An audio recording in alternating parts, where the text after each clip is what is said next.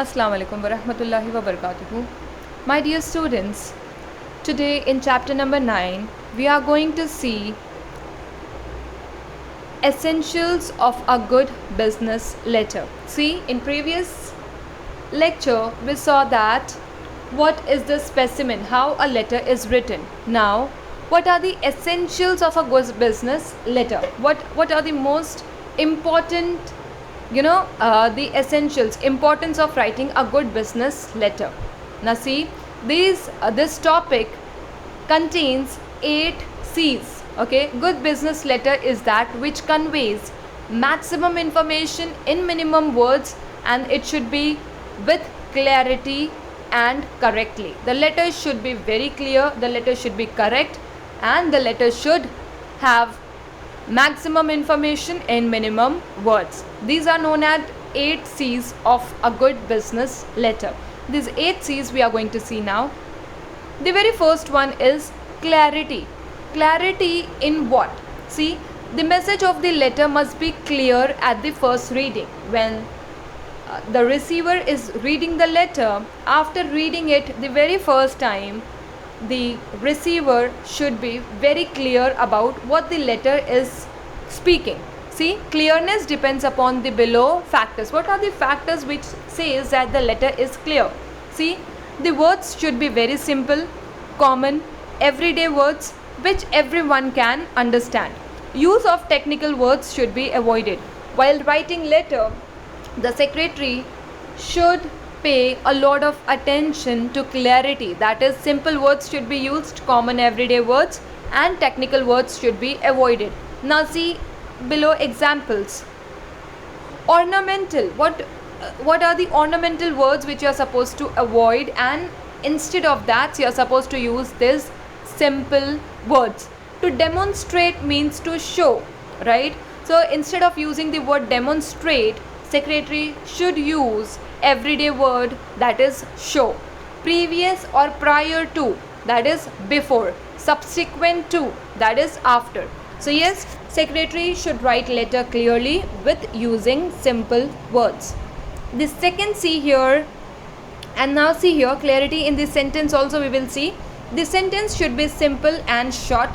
Long sentences confuses the reader. Now see an example of an passive or active sentence. Your report will be discussed by a committee. In simple you can write as a committee will discuss your report. Simple sentences should be used. Giving definite and concrete details with figures and name is an important factor in clarity. When you are writing a letter and when you are giving facts and figures, it is very important that the facts and figures should be correct and clear. Clarity can be achieved. You can only achieve clarity only if the writer of the letter is clear in his mind about the purpose of writing the letter. When you're going to write something, the writer should be very clear about what he or she is supposed to mention in the letter. The second C stands for conciseness. Conciseness means giving the details in brief. Brief means in short. See, letter should be in brief, in short. Minimum words are to be used. Unnecessary and irrelevant information should be avoided. A brief letter saves the time of the reader and proves more effective. Now see here, it's a example is given here. I want to take this opportunity to tell you that we are grateful to you for all the help that you extended when we were in New Delhi. Now see, this is not concise. This is like, trying to have a lot of words. Now, conciseness can be shown. Message can be conveyed, but in simple manner. See, the writer can compress, make it short, the sentence in the following way. Thank you for your hospitality in New Delhi. It's as simple as that. Okay, conciseness means writing everything in brief. Minimum words, maximum information. Coming to the third part is completeness. A letter must give complete information to the reader. Okay, it should be complete. The letter should cover all possible facts and figures pertaining to the subject matter of the letter, that is related to the subject matter of the letter. An incomplete letter does not achieve the desired result. An incomplete letter does not achieve the desired result. The letter should be complete, all the information should be given. So now the secretary should take a lot of care in completing the letter. Then comes the fourth one is courtesy. Courtesy means using, being polite, being kind in your words. See, courtesy means language of the letter must be polite and kind. A courteous letter gets a favorable response from the reader. Good, polite and kind words when used gets the desired result. See, harsh, rude words, insulting remarks, etc. should be avoided. You can convey the message in a proper and in a polite manner. Now see example, omit irritating expressions. Now see here, some words and expressions are negative and irritate the reader. See, expressions like you forgot, you failed, etc. are bound to irritate or hurt the reader. See, once you know that the other person has failed to do something, you can write it in an other polite manner.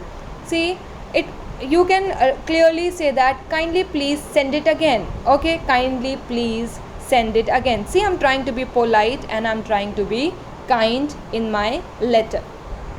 Coming to the fifth is correctness. Very important. Whatever information or data you are providing should be correct, right?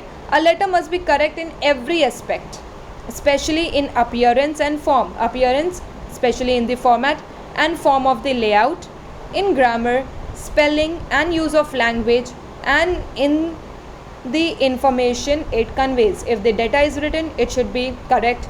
The letter should be in the proper format. Everything should be in place. Completeness is dependent upon correctness. Correctness of details, correctness of language, correctness of format. Now secretary has to pay attention that the letter is correct in a manner of its details, language and format. Coming to the sixth is coherence. Coherence means there should be some connection. See, coherence means logical connection between different parts of business letter.